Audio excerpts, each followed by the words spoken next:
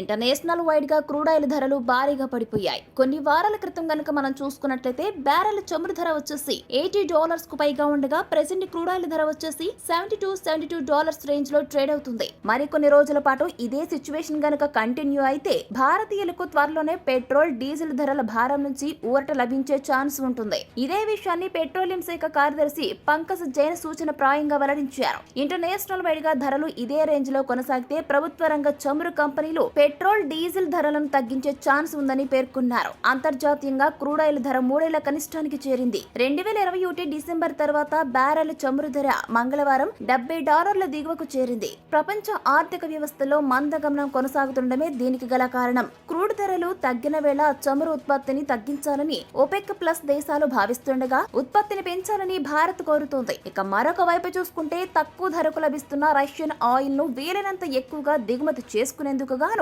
చమురు కంపెనీలు చూస్తున్నాయని పెట్రోలియం శాఖ కార్యదర్శి పేర్కొన్నారు. దేశంలో లోక్సభ ఎన్నికలకు ముందు ఈ ఏడాది మార్చిలో పెట్రోల్ డీజిల్ రిటైల్ ధరలను లీటర్ కు $2 చొప్పున ప్రభుత్వం తగ్గించింది. మరికొన్ని రోజుల్లో జమ్మూ కాశ్మీర్, హర్యానా రాష్ట్రాలతో పాటుగా మహారాష్ట్ర వంటి కీలక రాష్ట్రాల ఎన్నికలు కూడా ఉండడంతో మరొకసారి పెట్రోల్ ధరల కోతకు అవకాశం ఉందన్నది మార్కెట్ వర్గాలు అంచనా వేస్తున్నాయి. ఇక దేశంలో 90% పెట్రోల్ పంపులు ప్రభుత్వ ఆధీనంలోనే ఉండటంతో ప్రైవేట్ రంగ కంపెనీలు ఆ మేర వాటి ధరలను తగ్గించాల్సి ఉంటుంది.